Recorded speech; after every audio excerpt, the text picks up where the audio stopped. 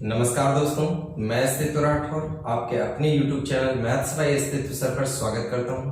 आप सभी दोस्तों को पता है कि आप लोग इसमें RS अग्रवाल की किताब तैयार कर रहे हैं और इस किताब में आज 72 नंबर क्लास होने वाली है, जिसमें मैं आपको परसेंटेज का टॉपिक कंटिन्यू करूंगा।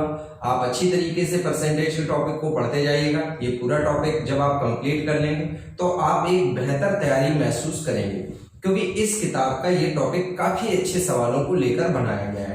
तो आपको एक एक सवाल बहुत ध्यान से समझना है। हाँ तो दोस्तों, अब जरा देखिएगा 71 और 72 नंबर क्वेश्चन आप किस तरीके से लगाएंगे। बहुत आसान है, केवल सही तरीके से आपको समझना है। लिखा है किसी वस्तु पे दलाली की दर 4% से बढ़ के 5% हो गई, दलाल गया है फिर भी अपरिवर्तित रही, तो व्यापार में क्या कमी है। तो मेरी बात को सुनो। पहले मान लेते हैं कि 100 रुपए का व्यापार होता था, और जब 100 रुपए का व्यापार होता था तब मुझे दलाली 4 मिलती थी, तो इंटू 4। अब x रुपए का व्यापार हो रहा है और दलाली मुझे 5 मिल रही है। ठीक, सॉल्व करो। 5 से काटो, 5 दूनी 10। ये बताओ 20 को 80 x बराबर क्या है 80। एक बात बताओ दोस्त, पहले व्यापार कितना था 100, अब कितना है 80। बताओ कितनी कमी आ गई। तो आप देखोगे 20% की क्या हो गई कमी। तरीका क्लियर है ना। अगला सवाल देखिएगा। लिखा है कि पटसन के भाव 20% की कमी आने से उसका भाव 800 रुपए क्विंटल हो गया। तो कह रहा है आरंभिक भाव ज्ञात करो। अरे मेरे भाई, आरंभ में भाव 100 था और बाद में 20 कम हो गया तो भाव हो गया दोस्त 80। एक बात बताओ, सॉल्व करो तो रेशियो बनाओगे 10:8। मेरे प्यारे भाई, आप देखोगे इसकी वैल्यू दी गई कितनी 800, तो 8 की वैल्यू क्या हो गई 800, तो 1 की वैल्यू निकालोगे तो 1 की वैल्यू क्या मिलेगी 100। ठीक, आपको आरंभिक भाव बताना है, तो बताओ 10 की वैल्यू निकालोगे तो क्या आएगा 1000 रुपए प्रति क्विंटल। बातों को आप अच्छी तरीके से समझ गए ना, किस तरीके से आपको सॉल्व करना है। बहुत आसान है, केवल सही तरीके से आपको इसको सेट करना था। अब बढ़ते हैं हम लोग दोस्तों अगले प्रश्नों की ओर। हाँ तो दोस्तों, अब जरा देखिएगा इसको कैसे करेंगे। खाद्य तेलों में 25% की वृद्धि होने से गृहिणी ने अपने तेल की खपत कितनी कम कर दी कि खर्च ना बढ़े। कैसे लगाएंगे, अभी आपको हमने समझाया। 100 वाली चीज है भैया, अब 125 की मिलेगी, लेकिन हम तो चाहते हैं कि खर्चा ना बढ़े। तो जब खर्चा नहीं बढ़ाना चाहते हैं तो थोड़ा भैया कम तेल खरीदो। कितना कम तेल खरीदोगे 25 रुपए का तेल कम खरीदोगे। किस पर 125 पर, गुणा 100। 25 पंचे 125, 5 दूना 10, मतलब आप कितनी कमी कर दोगे 20% की कमी कर दोगे। तरीका क्लियर हुआ। अब उधर देखो भैया जी, वृद्धि कमी, एबी का फार्मूला लगाओ। 20 वृद्धि प्लस 20, 20 कमी माइनस 20, प्लस माइनस का गुणा होगा माइनस का 400/100। ठीक है, 400/100। देखो इससे ये सॉल्व हो जाएगा, कितना बचेगा ये प्लस का 20 माइनस का 24। आप लिखोगे तो यहाँ पे 4% की क्या आएगी कमी। तो आंसर क्या देंगे 4% की कमी। तरीका क्लियर हुआ। बस इसी तरीके से आपको सारे सवालों को समझते हुए आगे बढ़ना है। ठीक है, अब देखते हैं अगले प्रश्नों को। हाँ तो दोस्तों, अब जरा देखिएगा 75 नंबर क्वेश्चन कैसे लगेंगे। देखिए 75 की लैंग्वेज थोड़ी सी अलग ढंग से लिखी गई है, लेकिन खैर आप परेशान मत होइए, आराम से आप लगा लेंगे। कह रहे दुकानदार ने 45 रुपए की कॉपी को 4% लाभ कमाया। ठीक, अब सोचो, जैसे आप 45 रुपए की कॉपी पे अगर 4% का लाभ कमाओगे दोस्त, तो 4500 का 180 मतलब 1.8 रुपए का लाभ होगा आपको। ठीक, दूसरी तरफ क्या बोलेगा कि 80 रुपए का जो पेंसिल बॉक्स है उससे 20% लाभ कमाए। तो 80 रुपए पे अगर आप कमाओगे 20% का लाभ, तो कमा लीजिएगा 8 दूनी 16 का लाभ। ठीक, 16 रुपए का लाभ होगा। ठीक, इसके बाद रोज 10 कॉपी बेचते हो और 6 पेंसिल बॉक्स बेचते हो। ठीक है, सॉल्व करो। 10 कॉपी मतलब 18 की इनकम हुई और 6 पेंसिल बॉक्स मतलब 96 रुपए की इनकम हुई। तो ये बताओ, अगर हम एक दिन की टोटल इनकम देखें तो एक दिन की टोटल इनकम यहाँ पे हो गई 8 से 14 का 4 और 9 1 10 1 11। तो कहने का मतलब 114 रुपए मेरी इनकम बनी। लेकिन ये तो एक दिन की इनकम है, मुझे बताना है 2 सप्ताह। एक सप्ताह में 7 दिन होते हैं, 2 सप्ताह में कितने दिन होते हैं दोस्तों 14 दिन। गुणा कर लीजिएगा, 14 चौको 56 का कितना आएगा 6, 5 बचा 14 एकम 14 5 19 का कितना आएगा 9, कितना बचा 1 बचा 14 एकम 14 1 15, मतलब इसकी इनकम हुई 1596। तो किस तरीके से दोस्तों आप इस सवाल को सॉल्व करोगे आप अच्छी तरीके से समझ लेना। चलो अब बढ़ते हैं अगले प्रश्न की ओर। अमन का खर्च विमल से 30% अधिक है, विमल का खर्च रमन से 10% कम है, मतलब 3 कैंडिडेट हैं। कौन कौन? अमन के साथ कौन है? विमल, विमल के साथ कौन है? रमन।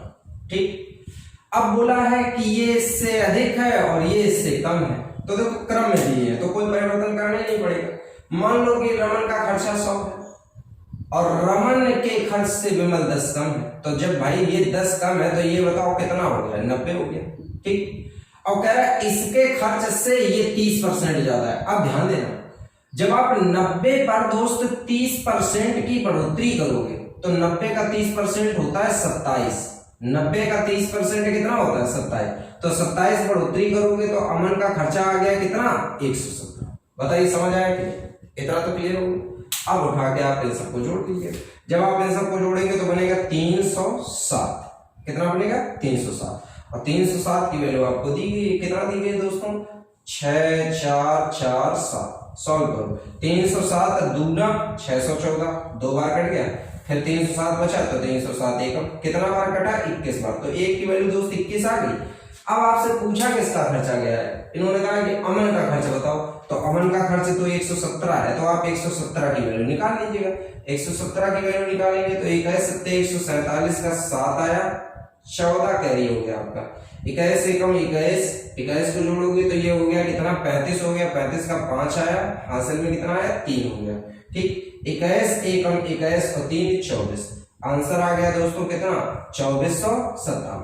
तो किस तरीके से मेरे प्यारे दोस्तों आप इस सवाल को सॉल्व करोगे, बहुत अच्छी तरीके से आप समझ गए होंगे। फटाफट इन दोनों के सॉल्यूशन को नोट करिएगा। अब बढ़ते हैं अगले प्रश्नों की ओर। हाँ तो दोस्तों अब जरा देखिएगा 77 और 78 कैसे आप लगाएंगे।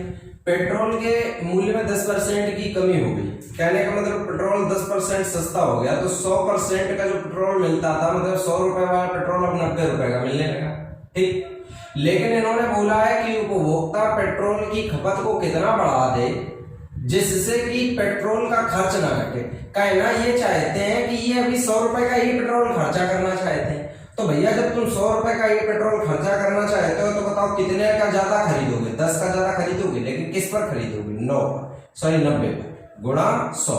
सॉल्व करिएगा, 0 से 0 का आंसर आएगा, आ जाएगा आंसर 11 सही 1/9%। तो मतलब इसको कितना उपभोग बढ़ाना, मतलब खपत कितनी बढ़ानी पड़ेगी? 11 से 1/9%। तरीका क्लियर। अब देखिएगा 78 नंबर क्वेश्चन क्या दिया गया है। एक व्यक्ति की मासिक आय 13,500 थी, उसका मासिक व्यय 9,000 था। अगले वर्ष उसकी मासिक आय में 14% की वृद्धि तथा व्यय में 7% की वृद्धि हुई, तो मासिक बचत कितने %? चलो मैं आपको इस सवाल को बहुत अच्छी तरीके से समझाता हूं दोस्तों, ध्यान से समझिएगा, आप बहुत अच्छी तरीके से सवाल को समझ जाएंगे। देखो आय, खर्च और यहां पर मैं लिख देता हूं बचत। ठीक, तीनों चीजें लिख दें। आय कितनी है? 13,500, लिख लीजिएगा 13,500। ठीक, खर्च कितना है? 9,000। अब बचत अगर देखोगे तो दोस्तों 4500 बची। ठीक, ऐसा करो आप इसको रेशियो में बदल लो। रेशियो में बदलोगे तो कैसे बदलोगे? ध्यान दीजिएगा, अगर हम देखें 45 एकम 45, 45 दूना 90, 45 तिरका। ठीक, कहने का मतलब 3 कमाए 2 खर्चा किए 1 बचे। तरीका क्लियर। अब आप एक काम करो, मेरी सलाह को मानो, इसको 300, इसको 200 और इसको 100 बना लो थोड़ी देर के लिए। अब सोचो, लिखा है कि आय में 14% की वृद्धि।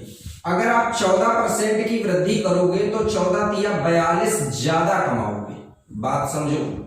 ठीक, और इसके बाद आपने व्यय 7% बढ़ा दिया, तो व्यय अगर आप 7% बढ़ाओगे तो 7 दूनी 14 ज्यादा खर्चा करोगे। मेरे भाई तुम 42 ज्यादा कमा कर लाए और उसमें से तुमने 14 खर्चा कर दिए। एक्स्ट्रा कमाया 42, एक्स्ट्रा खर्चा किया 14, तो 42 में से 14 अगर हटा देंगे तो बचेगा दोस्तों कितना? 21। अगर यहाँ पर सॉरी 28, तो यहाँ पर आप देखेंगे तो आप अगर देखेंगे तो आपकी बचत कितने परसेंट बढ़ गई, तो आंसर आएगा दोस्तों कितने परसेंट, 28%। तरीका क्लियर हुआ। इसको मैंने डायरेक्ट 28% इसलिए बोल दिया क्योंकि यहाँ पे क्या लिखा था 100, और अगर 100 ना लिखा होता तो इसी को ऐसे लिखना पड़ता, कैसे, 28/100 गुणा 100, ठीक। फिर बटे में जो भी नंबर आता वो लिखते, इससे ये कट गया तो आपका कितना आएगा 28%। तो किस तरीके से दोस्तों आप इस सवाल को लगाओगे, आप अच्छी तरीके से समझ गए होंगे। आप इन दोनों सवालों को फटाफट नोट करिएगा। अब बढ़ते हैं अगले प्रश्नों की ओर। हाँ तो दोस्तों अब देखिएगा इन दोनों प्रश्नों को किस तरीके से आप करेंगे। लिखा है किसी बाल्टी में 66 से 2/3 भरे होने की तुलना में 80% भरे होने पर 2 लीटर पानी अधिक आता है। मतलब आप अच्छी तरीके से समझ सकते हो, 80% ज्यादा आयतन है, 66 से 2/3 का मतलब होता है 200/3, ठीक। अब देखो आप यहाँ पे देख लो कितना यहाँ पे ज्यादा है, आपके हिसाब से देखोगे 8 का 24 मतलब आपके हिसाब से आएगा 40/3।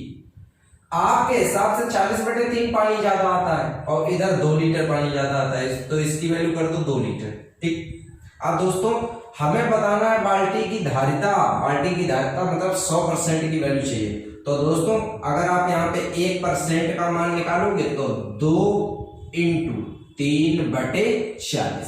अब 100 की वैल्यू जब निकालोगे तो यहीं पे आप 100 का गुणा कर दो, तो इधर 100 का गुणा, इधर भी 100 का गुणा, देखो बड़े आराम से सॉल्व हो जाएगा। आप देखो यहाँ पर 2 से काटोगे तो ये 20 बार कटेगा और 20 पंचे 100, देखो 5 × 15 मतलब 100% की वैल्यू आ गई दोस्तों कितने लीटर, 15 लीटर। तो यहाँ पे बाल्टी की धारिता कितनी मिली, 15 लीटर। अब बढ़ते हैं अगले प्रश्न पे। ये देखो दोस्तों इरिगेशन का प्रश्न है। मैं आपको इरिगेशन के बारे में कई बार बता भी चुका हूं कि आपने देखा होगा कि जब मैंने आपको एवरेज का टॉपिक पढ़ाया तो आपने इरिगेशन वहां पे देखा, जब मैंने आपको दोस्तों रेशियो का टॉपिक पढ़ाया तब भी आपने वहां पे इरिगेशन का उपयोग देखा।